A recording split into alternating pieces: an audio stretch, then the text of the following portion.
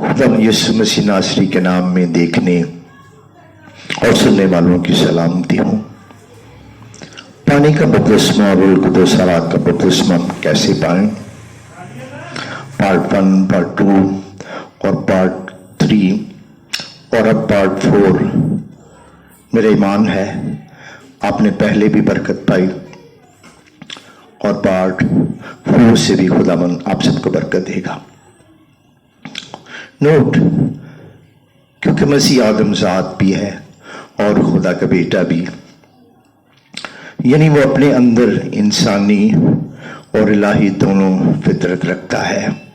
लिहाजा वो अपनी अदालत में अपने तजर्बात यानी इंसानी जिस्म की कमज़ोरियाँ और आजमाइश मद्देनज़र रखता है और फिर फैसला करता है। पहला आदम, बाबा आदम जिसके वसीले से गुनाह दुनिया में आया, दूसरा आदम मसीह यीशु रूह कुदस की कुदरत से पैदा हुआ, गुनाह और मौत पर फतह पाई। आमीन। दर हकीकत नए आदम की सारी तालीम इस साफ और पुरजोर बयान से मुतल्लिक है। कोई और नहीं, फक्त यीशु मसीह है जो रूह कुदस और आग से बपतिस्मा देता है, कल भी, आज भी और अब तक भी देता रहेगा। अमाल 8 बाब और 12 और 17 में जिक्र है कि जब फिलिप्स की मनादी से बहुत से सामरी तब्दील हो गए और बाद में पतरस और यूहन्ना यरूशलेम गए, उन्होंने जाकर उनके लिए दुआ की और रूह कुदस पाए। फिर उन्होंने उन पर हाथ रखे और उन्होंने रूह कुदस पाया। आमीन। रूह कुदस और आग का बैरूनी सबूत। सबसे पहले हम इस नुक्ता पर गौर करेंगे कि रूह कुदस के ताल्लुक से लफ्ज़ इजहार या ज़हूर का इस्तेमाल कलाम के मुताबिक है। हम इस बात को तस्लीम करते हैं कि रूह कुदस खुद अपनी फितरत के लिहाज से अनदेखा है। इस लिहाज से यीशु ने इसका मुआवजना हवा के साथ किया है। यीशु मसीह रूह कुदस और आग के काम के ताल्लुक से यूं फरमाता है, यूहन्ना 3 बाब और उसकी 8 आयत के अंदर, हवा जिधर चाहती है चलती है और तू उसकी आवाज़ सुनता है मगर नहीं जानता कि वो कहाँ से आती है और कहाँ को जाती है। जो कोई रूह से पैदा हुआ ऐसा ही है। गो हवा अपने तौर पर अनदेखी है, इसके असरात उस वक्त देखे और सुने जा सकते हैं जब ये चलती है। मसलन जब हवा चलती है तो मिट्टी गलियों सड़कों में उड़ने लगती है और दरख्त एक सिमत को झुक जाते हैं और पत्ते सरसराने लगते हैं। हवा के दबाव से समुंदर की लहरें शोर मचाती हैं। ऐसा लगता है कि जैसे समुंदर नाराज हो गया और उसकी लहरों को गैरत आ गई। बहुत सी चीज़ें समुंदर में डूब जाती और बहुत सी जिंदगियां डूब कर मर जाती और बहुत सी जिंदगियां बच जाती और गवाही देती नजर आती हैं। बादल हवा के जोर से आसमान पर उड़ते हैं। आसमान की 3 मंजिलें हैं। पहला आसमान, दूसरा आसमान, तीसरा आसमान। तीसरा आसमान याद रखिए खुदा का तख्त है। पहला आसमान पर हवा में परिंदे उड़ते हैं, गर्दो गुबार, बादल और बिजली चमकती और इब्लीसी कुत्तों का वहां पर बसेरा है। दूसरा आसमान जहां पर चांद, सूरज और सितारे अपनी रोशनी देते हैं। तीसरा आसमान पर खुदा का तख्त है। दूसरा करंथियों 12 बाब पर पहली और 2 आयत में पौलुस रसूल यूं जिक्र करता है कि मैं मसीह में एक शख्स को जानता हूँ, 14 बरस हुए कि वो यकायक तीसरे आसमान तक उठा लिया गया।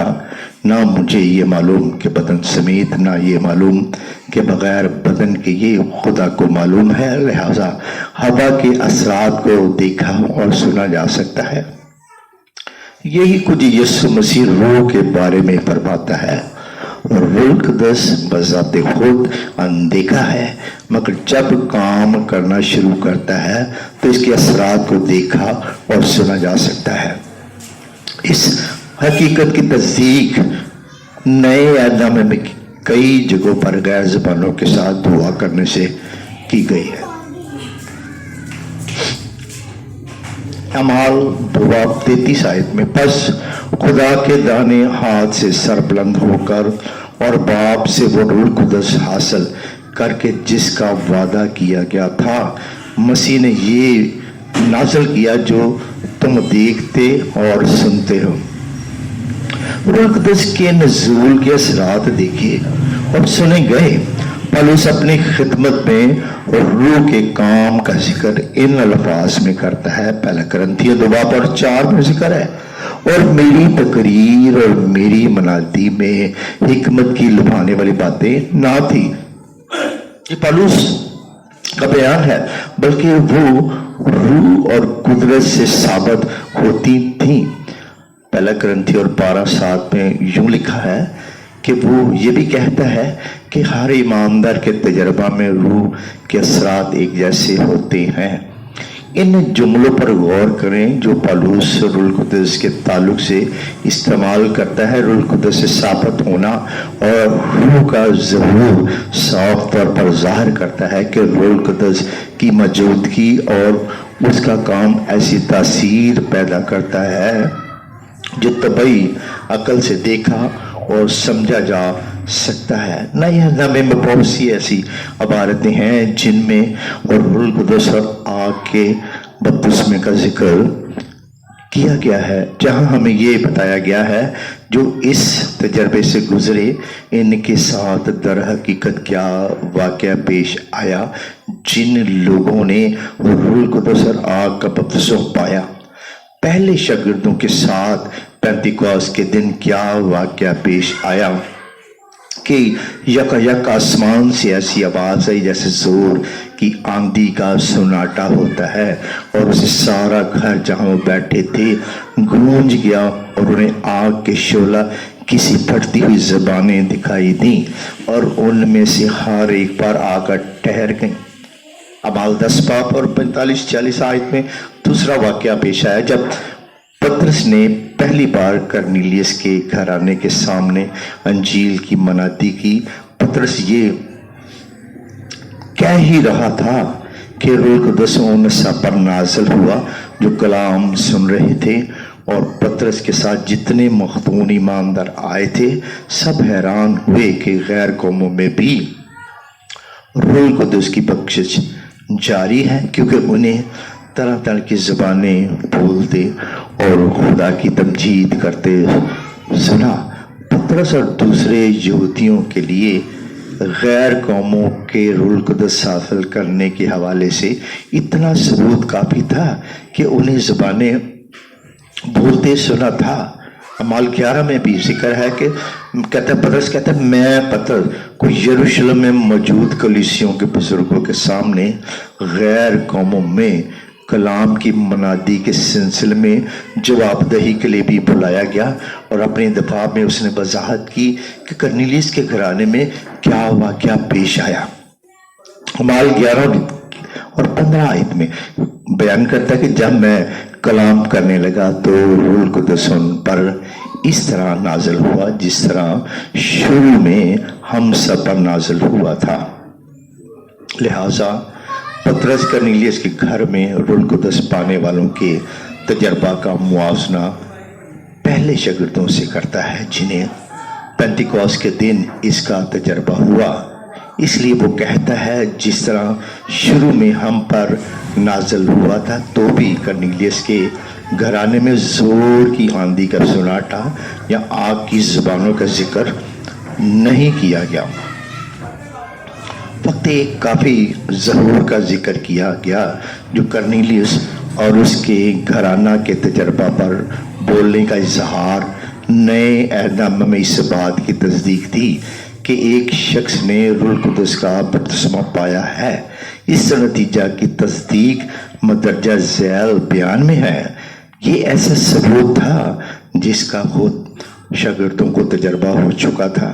یہ ایسا ثبوت ہے جسے رسولوں نے دوسرے تجربات کے حوالہ سے بھی تسلیم کیا.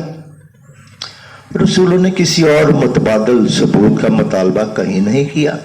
یاد رکھیں، نئے عہد نامے میں کہیں بھی ہمیں کوئی اور متبادل ثبوت فراہم نہیں کیا گیا. میری دعا ہے بہت سارے لوگ کرسمس کے موقع پر تحفے میں روح القدس اور آگ کا بپتسمہ پائیں. آمین. عالم کی کلیسیوں کی سلامتی ہو.